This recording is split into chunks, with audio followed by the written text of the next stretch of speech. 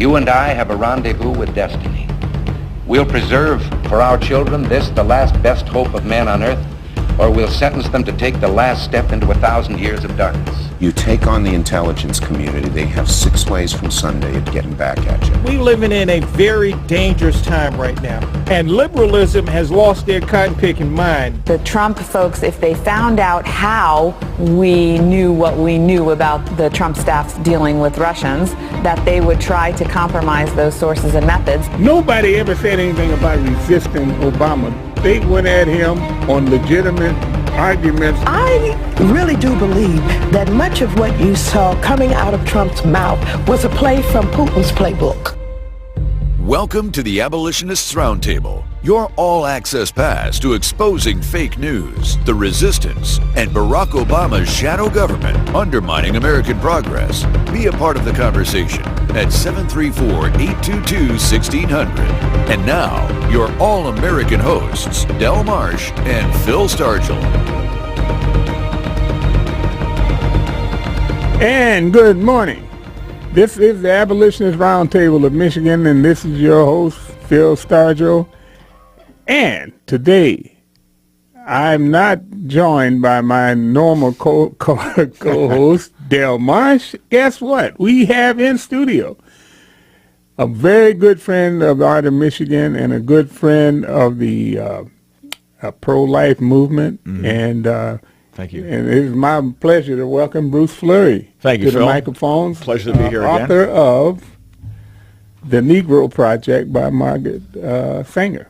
Bruce Fleury again. So, Bruce, how you doing this morning? Well as can be expected under the circumstances today with the all this heavy stuff coming out of the Northern Pacific. Yeah. Korea, particular. Yeah.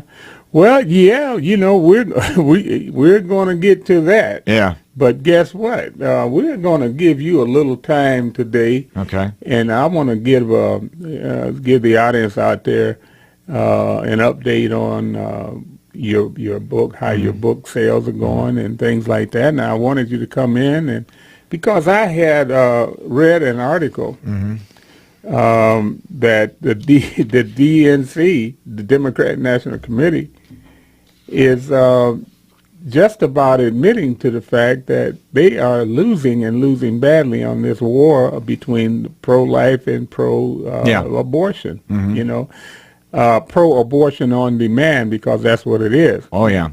And I believe, and I sincerely believe that we're never going to make headway with this stuff by trying to force a law on the people that believe that their best interest lies in being pro-choice. Mm-hmm. What we have to do is we have to change their hearts and their minds. Yeah. Because the pro-choice people have done a very good job of making people believe that it is in their best interest to go down this road of abortion on demand. Right. And you know, they've made babies some kind of a disease, having babies some kind of disease. Yeah. Well, you know, when I set out to write the book, you know, I had done a lot of research and that thing, a lot of stuff as I went along too. And one thing that really stood out, Phil, is that considering the racist attitudes of Margaret Sanger, as well as the people that she surrounded herself with, you know, some of the statements, you know, calling them blacks, immigrants, indigents, human weeds, reckless breeders spawning human beings who never should have been born. You know, couples should be required to permit applications to have a child. The purpose of birth control is to create a race of thoroughbreds. Yeah. You know, that was really scary in itself. And I looked at some of the comments of people like Reverend Martin Luther King, who said that the black man cannot win if he's willing to sacrifice his future, kill his children for comfort. And that's what it is. Mm-hmm. That is our future. Yeah. That is our wealth. Yeah, and the thing is also people like Malcolm X, have said that you cannot increase your political and economic empowerment if you decrease your numbers. Right. Which only makes sense. Yeah. You know. Yeah. So to me, it's no surprise that we're seeing people turning away, starting to wake up a little bit, even among the black community and that type of thing, where more people are beginning to speak out. Alveda King being one, Jesse Lee Peterson being another, people that I interviewed for the book. Yeah. And that gives me hope. And also we're seeing that this new generation that's coming up is far more pro-life than their predecessors, their parents, their grandparents, even their great-grandparents. Yeah, so that is something that I think is cause for optimism. But again, when you consider that places like New York City, where 70% of the pregnancies among black women end up in abortion, there's a lot of work to do. And the thing is, this is the type of stuff that's being swept under the rug. The media establishment being controlled to a certain extent by the abortion racket, which is what it is, the abortion racket. And so they want this stuff swept under the rug. They don't want people to know about this. They don't want this, especially folks in the black community, which is really being devastated, Phil. We've gone through this before, that when you break the numbers down, you see that when you have a sky-high abortion rate like it exists right now, you're killing off your future.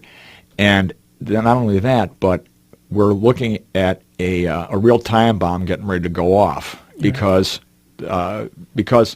we are not replacing ourselves. Okay, we're not even at the 2.1 absolute minimum replacement level for a society just to hang on and tread water, let alone survive, thrive, prosper, that type of thing. And what is really scary, Phil, is that in the black community, and this goes beyond any racial, political type of thing. It's a matter of right and wrong, a matter of good versus evil. So less than one live birth per female. That is a recipe for disaster, extinction. Less than one replacement. 7/10 of one live birth. That is, and consider the fact that just to break even, right, in replacement, you have to have two. Yeah, you got to replace mom and dad. Right. So 0.7 is right. I mean, it's just horrendous. But they don't want you to know this stuff. The liberal, the media, the leftists, the eugenicists, and there are people now that are out there that are saying it's okay to kill a child up to the age of 2 years old. Yeah. This nitwit, jerkweed professor of bioethics at Princeton. His name Singer? Singer. Yeah. Peter Singer. Yeah. I mean, my Lord. And people are listening to him? Yeah. And what we see is that we in the black community are very, very conscious of any time anybody says anything. Right. We know that all we have to do is say, well, you're only saying that because it's black people being involved, and what happens, that stops any real significant conversation further on that issue. Well, what the thing is that if you tell people that we are down on our birth replacement levels, the first thing comes out of some of the people's mouth is, I know plenty of people plenty of women that have 5, 6, 7 kids. How can the human body stand that? Abortions. How can the human body stand that? I mean, you read some of the medical research that's been done on this. It's astounding that the human body is so resilient that it can withstand even one of these invasive, devastating procedures. I think maybe I misled you when I was saying that they say that they know women that have 5, 6 babies by 4 or 5 different fathers, and so that tells you, they believe that this fertility rate that was existent before Margaret Sanger and her mindset took over Yeah. the national mindset of abortion on demand. Yeah. See, at one time, and you pointed out to me that Margaret Sanger was against abortion. Yeah, she wanted to sterilize people. She didn't want them to have the children.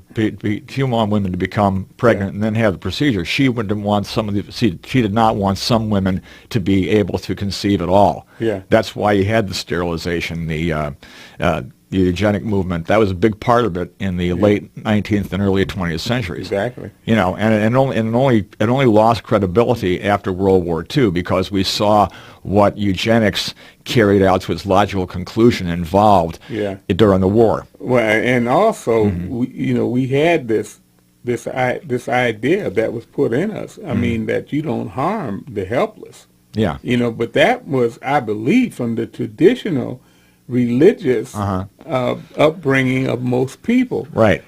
That is what led Margaret Sanger to say things like, we should get some preachers, hopefully with backgrounds in social work, and convince them, that it's in their interest to push the abortion issue. Yeah, and you're absolutely right. And when she said that, she realized this was being said in the context or in the background of the fact that she was pushing this stuff in the churches, but she was being rejected. Yeah. So she and Clarence Gamble got together, and they came up with this idea: we should hire 3 or 4 colored ministers with engaging personalities, social service backgrounds. You've read the letter. Yeah. And she was able to, get her agenda in, get the nose under the tent, like the camel with the nose under the tent, by going into a few churches, by co-opting the leadership of some of these places through the wise of the pastors. Yeah. And she dressed it up in flowery language, child spacing, that type of thing, better health, and got active members of the black community, like Adam Clayton Powell's father. Yeah, that's a whole. You can just tick off a whole. It wasn't just the religious and political. I mean, you had people in the publishing industry. You had people, especially in the medical professions. There were her National Negro Advisory Board was stacked with black doctors. Yes. Yeah. One right here in Detroit ran a hospital. He was on her board. Mary McLeod Bethune was another one. W.B. Du Bois. Yes. Dubious. Yeah. So, and then this whole idea of what sold to black people was that was in your interest. That was going to lead you to your path out of poverty. Right.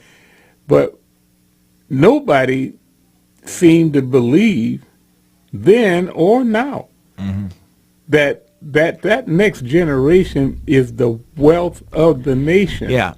Whether it's black or white. Right.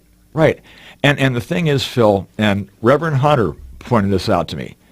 He said, we do not know what we've lost. We do not know what teachers, what scientists, what community leaders, all walks of life, all facets of our society are being hurt by this because, we're say there's a cure for AIDS on the horizon, but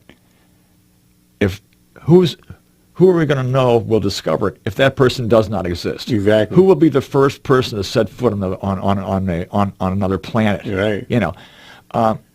Where's the next Clarence Thomas going to come from? Where's the next Martin Luther King going to come from? Do you remember? I vaguely remember this story about a guy was out in the wilderness and his car broke down and he says I'm gonna walk and somebody's gonna come along and help me, but I know the Lord is going to help me, right? So people come by and ask him to get in the car, and he said, I'm waiting on the Lord. Yeah. and 2 or 3 riots come by, and he turns them all down, and then he got on his knees and started praying and asked the Lord, why did she help me? He said, well, I sent you 3 rides. Yeah. Yeah. So I've heard variations of that story, that joke, yeah. But the point is the same. This is the same point. Mm-hmm. He has sent all of these aborted babies, and we don't know what their future was. Yeah, we only know one thing: the horizon is unlimited. Mm-hmm. And yet and still, we deny those children to at least enter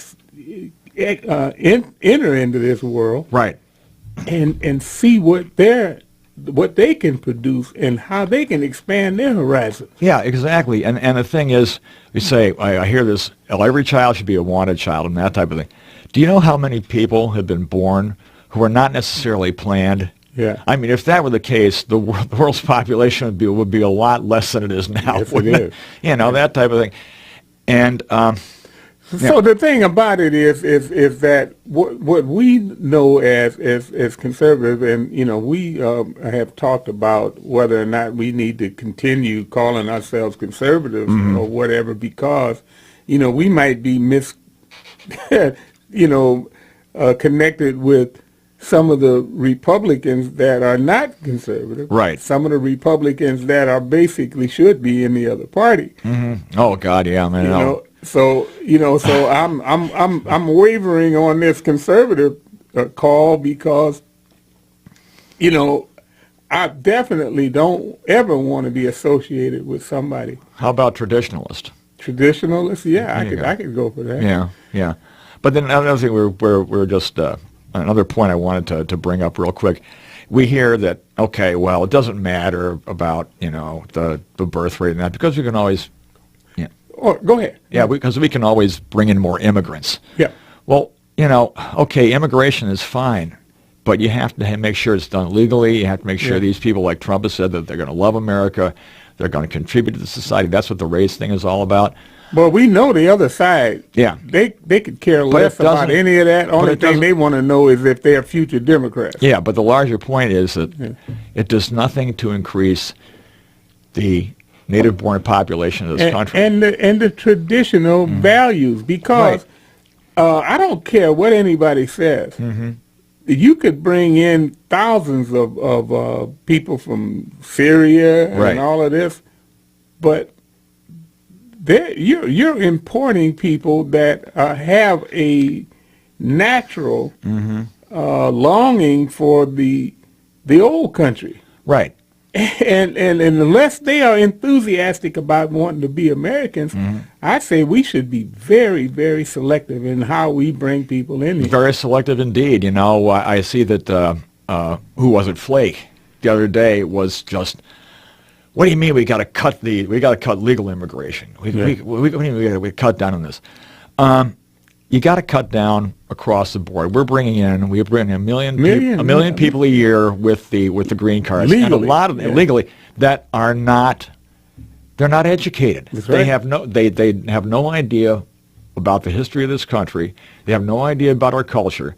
They can barely speak English. This type of thing, and that's not their fault. No, but if we're going to contribute to the society, then it's like Mark Levin says, the purpose of immigration is not to create more Democrat voters for the future. It's to improve the country. That's right. We have benefited from so many ideas that other people have brought into this country, but they were here to become Americans. Yeah. They were not here to spread their culture from their native land to supplant and to override our culture. Yeah. Before we go, I want to make sure that I get our callers involved. Okay. And the number too. We're speaking with Bruce Fleury, mm-hmm. the author of the Negro Project biography of Margaret Sanger, mm-hmm. and her eugenicist ideas that have, in my estimation, ruined this great, magnificent country, America. Yeah. We're going to go, and folks, if you'd like to join in the conversation, that number is 822-1600. And we're going to go to line 1 with Gary. Good morning, Gary from Hazel Park. Hey, good morning, Dale. Hey, Phil and Bruce. How are you, Bruce? Hi, Gary. How you doing today? I'm doing fine. Good. Looking forward to seeing you in a couple of weeks at the TLC meeting out in Royal Oak. Yeah, I plan to be there. Okay, great. This abortion is a stain on the soul of America. Oh, and right. until we eradicate abortion on demand, we will never truly be a great nation. Yeah. I mean, because when you can slaughter the innocents the way we do by the bucketful, it's just a plain disgrace. Yeah, it is. You're talking about changing the hearts of the young. Yeah. I was out at Senator Kopech's coming out party when he was going to be mentioning that he's going to be governor, right? Yes. Right. And there were some protests. So I went up to talk to them, and they were these young girls. They weren't more than 10, 15, or 12 or some age like that. Yeah. And they were cold, stone-hearted. Somebody had got to these girls and just turned their heart dead. Yeah. I tried to reason with them, and all they could say to me was, "My body, my choice. Yes. My body, my choice." Yeah. Well, like a chant, yeah. Over and over again, and they just wouldn't listen to anything I had to say to them. Yeah. Well, that's more than sad, Gary. I think that's they've been abused as children, psychologically and that type of thing. Anytime that you can separate the human child from his humanity, especially the unborn human child, that is, these people need to be. They need to be brought up on charges of child abuse and locked up, and these kids need to need to be deprogrammed. That's all I can say. I mean, that's the first thing that pops into my head. It is very. I see young people all the time. They are very, very conscious of trying not to appear to be racist. Yeah. So I ask them often, well, since it's your choice, what do you think about slavery? Do you think I should be able to choose whether or not I want to put somebody in slavery? Mm-hmm. Because that's what the Lincoln-Douglas debates were about before the war, the Civil War. Right. Is that Douglas said that it should be a choice of every individual whether or not he wanted to own a slave. Well, how about, okay, in the book I have a simple analogy. Okay, you say, well, I'm against robbing a bank. Yeah. But I'm not going to tell you what to do. Yeah. Yeah. I mean, so it's pretty simple, guys. Well, right, but we were talking about a group of people the progressives that have taken logic and twisted it into a pretzel. I know. And they don't understand basic, simple principles. And they don't understand human biology.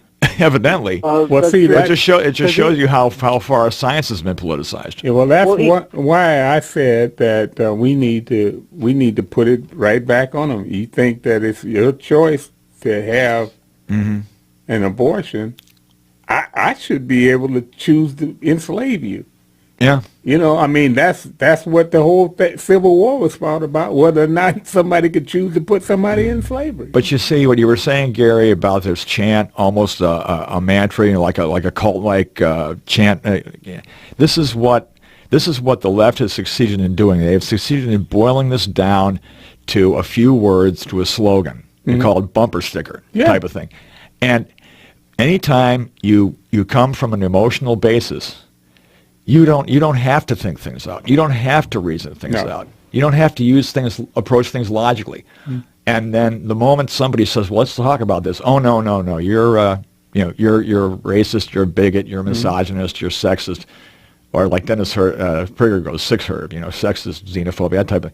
So yeah, this is one thing that we have to fight back. We've got to find a way as conservatives to get this message down to its essence. Okay. We are up against a hard break. Thanks for your call, Gary. And take care, my friend. We are going to go to break. If you'd like to join the conversation, that number 734-822-1600. We will be right back after these messages. Singing Sweet Home Alabama, oh, Sweet Home Alabama.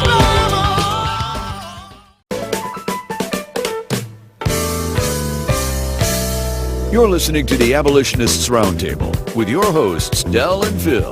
They're exposing the left's underground resistance while leading the charge in the fight for liberty. Join the conversation at 734-822-1600. Talking about the EMP thing. And we are back. And what we're going to do is we're going to continue with our guest, our in-studio guest this morning, Bruce Fleury. But we're going to expand the conversation. So what we're going to do is we're going to do a little bit about current news and current issues here. Yeah. First of all, I want to go into this idea about revisionist history. Yeah. And what we talked about with the abortion issue, right. How it seems to me that for people to accept this abortion on demand situation at the peril of the whole race of black people and even of white people, and if you say that the white people, I mean, if you're black, you know, that means that you are against your own people, and you're trying to keep the white man on top or whatever. Or trying to act white. Yeah. I've heard that expression. Yeah. You know, which is a disgraceful thing. But the thing about it is we are under attack. Yep. We are under attack. And if you don't believe it, you can see it every day. Sure. I mean, with all of the people that are coming across our border, that's, you know, we need to put a stop to some of this legal immigration, and we certainly need to put a stop to illegal immigration. Right. And what's encouraging about that, Phil, is that illegal border crossings are down 70%. Yes. You know, the U.S. Border Patrol has finally got the cuffs taken off. They no longer have one hand tied or both hands tied behind their backs. They're finally being allowed to do their job. So now we need to do something with illegal entry. Right. Where the people come over on an airplane or come over on a boat and disappear. Yeah. We need to stop that cold. More should a person come into this country and be allowed to roam off and not be accountable for what his actions are, where he is, and things like that. And not only that, but you know, a lot of attention, obviously, rightfully so, has been given to the illegal crossings of the Mexican border. Yeah. And to a lesser extent, you know, coming down from Canada. But most of the illegal aliens in this country are people who have visas, and they simply stay here once the visas run out. Yes. And this is to me is some of the lowest hanging fruit that we can pick. Yeah. You know, we see it's like you know, all these stories coming out about, you know, Iraqis with who are here in this country who have committed criminal backgrounds and that sort of thing. They're being, you know, picked up by ICE and sent out, you know, that type of thing. Okay, that's all well and good, but again, you know, when you've got this stuff right there within your grasp, within your reach, all it requires to do is the political will and just the determination, the willpower to reach out and grab that fruit and, you know, what we have to do is we have to stop those people that would allow open borders in this country. If just a little bit more. We have got to put a muzzle on them. Because every time you want to enforce the law, these people go to talking about you hate people. Yeah. You know, what I hate is people break the law. Well, it's as simple as that. I hate them making well, I don't want to say that, but you know, you've heard about you, sir, are in. Yeah. Right. Well, they're making you know, out of the law. Sure. And then it's time it stopped, because you noticed, I'm sure, that whenever the progressives see just anything that might sound like it's objective to them, they will call you a racist. They will call you all kinds They go of names. completely off their nut. They become completely unhinged. Ashley Chudd was. They're in the airport, and she hears something, and all of a sudden it's sexist. Yes. Same thing with what's her name, Chelsea Handler. Now Chelsea she wants to criminalize people who. You know what's criminal? Yeah. People that use the fame from one thing to engage in something that they should never get into. Yeah. Because what they're doing is they're using borrowed fame on one side to get into and that lends them credibility because they have an audience. Yeah. And that is wrong. Well, what happens to these people if they have a little bit of talent and they go west and they're in Hollywood, and they've been brought up a certain way, they have certain Midwestern, values, that type of thing. They start out, being pretty basic good Americans, that type of thing, and then they get to Hollywood. Yeah. And all of a sudden, it's almost like going to college, now university now, where you go in dumber than you came, and then you come out dumber than you were going in, and that type of thing. And not only that, you wind up are being taught to hate the country, to hate the values that made the country great, which stand the test of time, and all this great stuff. And all they can say is racist, misogynist, bigoted, xenophobic, homophobic, you name it. Is there something in the water? Yeah. I truly do believe it is something in the water because, you go west, and they say it's the land of fruits and nuts, but for good reason. I'm telling you, look at Oregon. Yeah. Look at Oregon. We were talking about that earlier, and just to hark back to the first half of the program, Oregon now has the most liberal abortion laws in the entire country. Yeah. It can be done for any reason, at any time, even up to the moment. I thought partial birth abortion was illegal. Yeah. Well, but see, apparently not in Oregon. Yeah. They're smoking the weed, my friend. Yeah. They're smoking the weed. Well, let's go to line one again, and we have Mark from Pinckney. Mark, welcome to Art of Michigan. Good morning, Mark. Good morning, guys. How are you today? I'm doing pretty good. I stand behind you as far as the abortion thing. Thanks. Absolutely. You know what? What we're having here in the United States is eroded values. It's being taught in our schools. It's being taught by our parents. You look at even the Teen Vogue magazine not too long ago, here this last month, that actually had an article in there for 12 and 13-year-olds to read about anal sex. Yes. This is just totally, where have our values gone? Yeah, and Planned Parenthood, Mark, has a whole thing about that. Yes. About the latest thing is now about how to talk to your kid about being transgender. Yeah. Exactly. Yeah, and until, you grow up, I don't know, maybe I may be a nut, but you know what? I guess I'm a lesbian or something like that. I like girls. How do I... The other more important things that I'm really concerned with, everybody wants to talk about immigration as far as coming in from Mexico. But if you run up and down 94, the next time that you go in between like Detroit and Chicago or around the Ann Arbor area, start counting the license plates on commercial vehicles, semis, Class B vehicles that are coming out of Canada. There's, I'm guessing, I run in between basically Ann Arbor and Lansing, Ann Arbor and Jackson, continuously. And if you start counting the license plates coming out of Canada, it's going to be 1 in 3 trucks in between Chicago and Ann Arbor. Now, are you a my concern there is if you're going to have a commercial vehicle license in the United States, you have to be a U.S. citizen. Right. Now, but what we're seeing coming out of Canada, there are people from India, there are people from all over the place, Russians, everything else. And my son works at a truck stop, and he was telling me that 85 to 90% of the people that have got these Canadian plates, they are not even Canadians.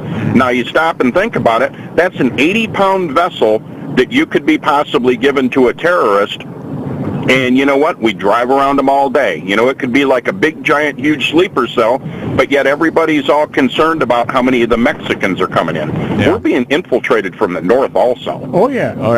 I couldn't agree more. You know, you don't know where they're coming from. I mean, it's like, again, you know, and how many of these folks that have had these visas and they stay over, they violate it and they're in violation of law, how many people are in that position, Mark? Yeah, exactly. Yeah, we don't have to worry about being infiltrated. We already are. Yeah. Well, we've been not only infiltrated, we've been penetrated, and it goes all the way up.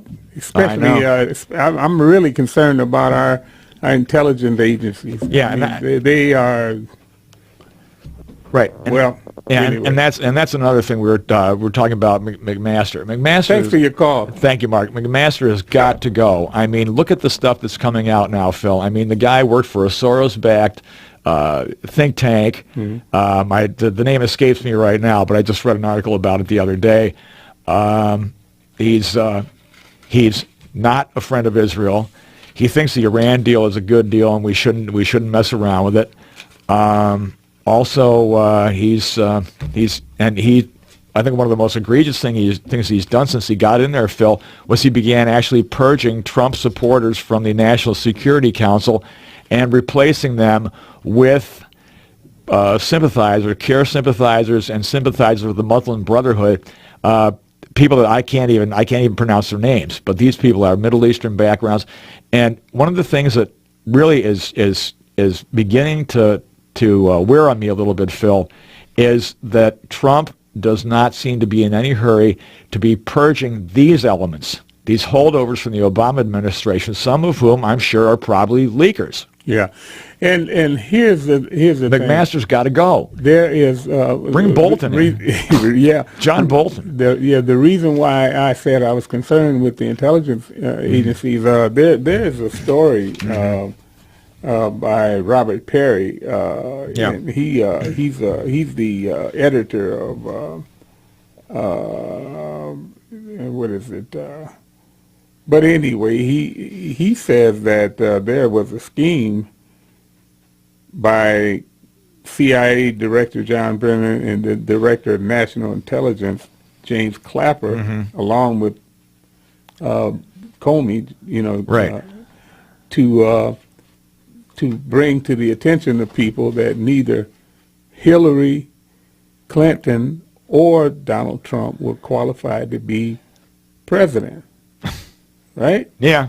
Now, to me, that right there tells me that we need to get a big broom and sweep out these intelligence agencies. Can you say because deep state? They have no business trying to determine whether or not any candidate is qualified or fit for office. Yeah.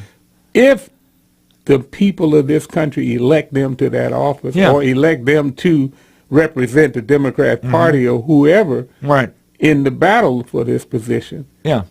This should be totally unacceptable to anybody. This, especially with the tainted history of the CIA in the assassinations of Kennedy and Robert Kennedy and Martin Luther King. And Diem over there in South Vietnam. Yeah.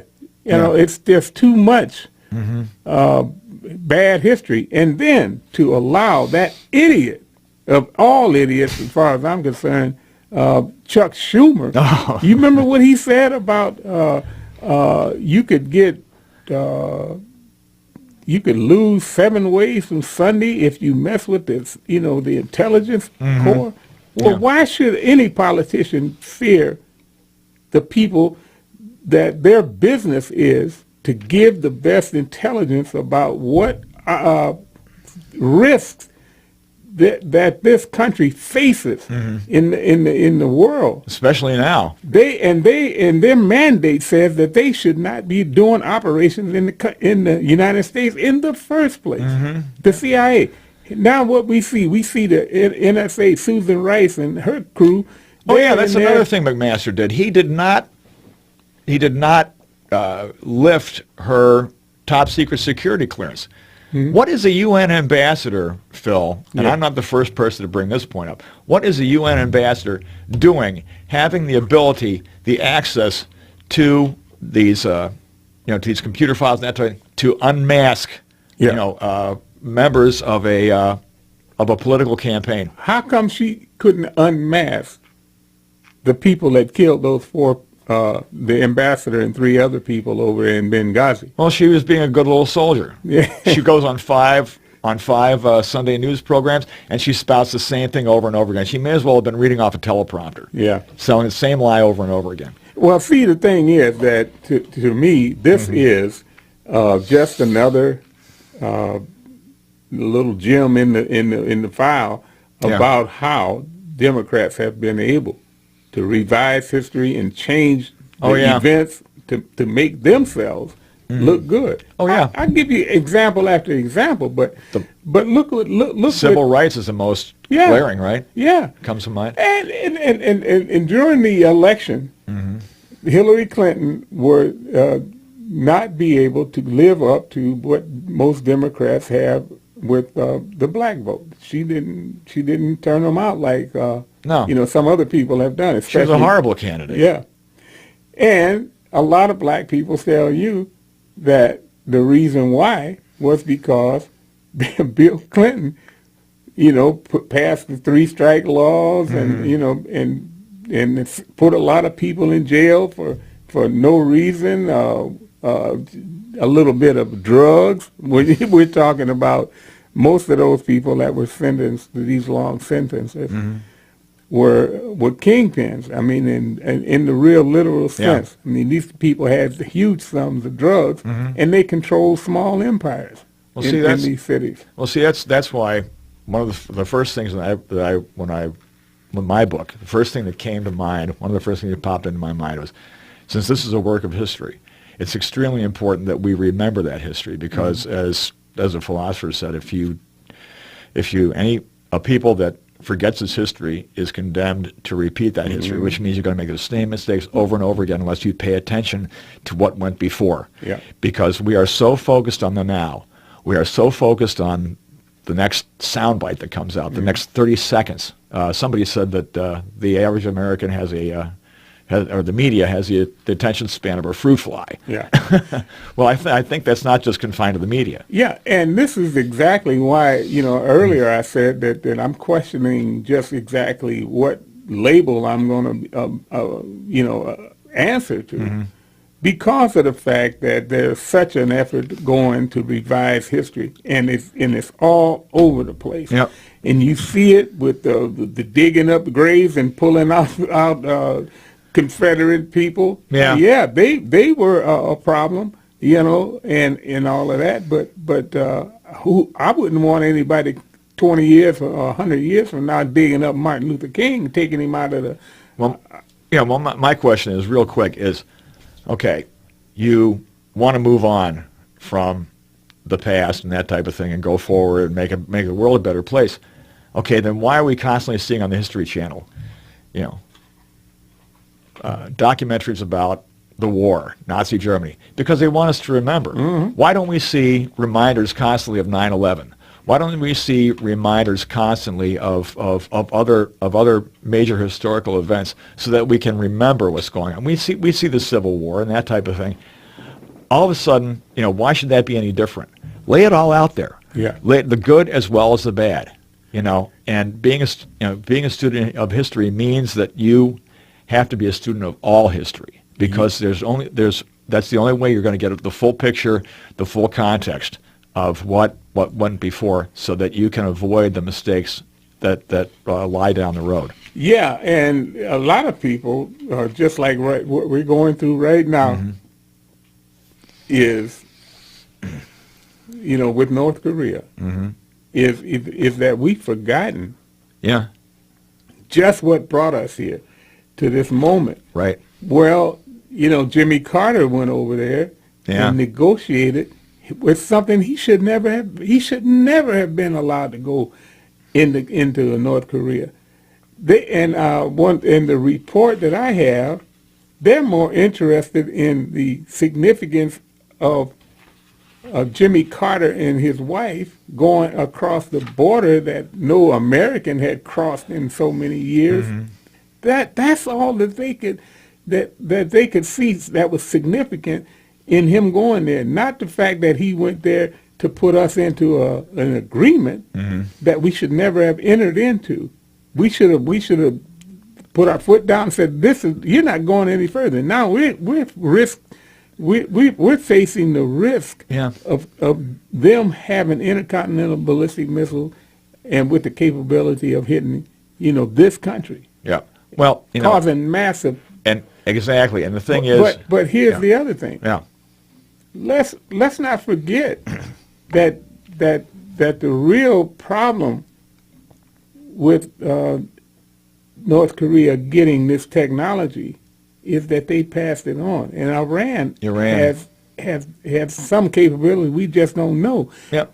But then a succeeding president, Barack Obama, goes into the same kind of nonsense agreement with people that are never going to keep their word. Right. And that's been the modus operandi of communists for a long, long time. And all totalitarian types of regimes, not just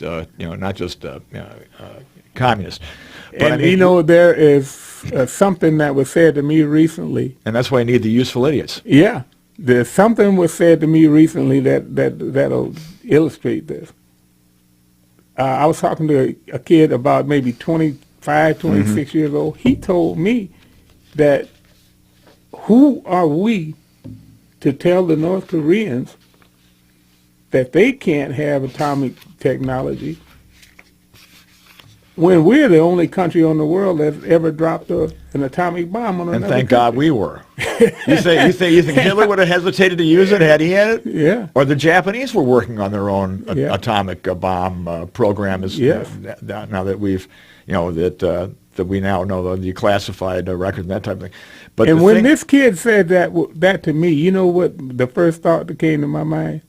We need to go through every college and high school in this country and tear them down to the ground floor and start all over again. If they could let one kid out of there, things like that. But the whole country thinks like that. I know, and that is why you need to have Hillsdale, you need to have Grove City, you need to have Liberty University, because you know what? These were the rule back in the day. Now they're the exception. Yes, yes, yes, they are. And the thing that, and I don't know about Grove City or Azusa Pacific or Liberty, but Hillsdale does not take a single dime of federal funding, not even Pell Grants, because they realized they tried it. Like Larry Arnn was saying before, and some of the other folks we've spoken to at Hillsdale, they were saying before that turned out to be a real double-edged sword. Yeah, it was fine to have the help, but then you had to adhere to their guidelines. I've seen people point out the fact that colleges like Hillsdale don't accept any money, and people say, "Well, why shouldn't they? They should. That allows people to get in with scholarships." Well, here's the thing. It also allows government to make the decision to not put commercials on television about 9/11. Like you asked, why aren't we seeing this? Why is it only 100-year-old history almost that you see on the History Channel? Yeah. But this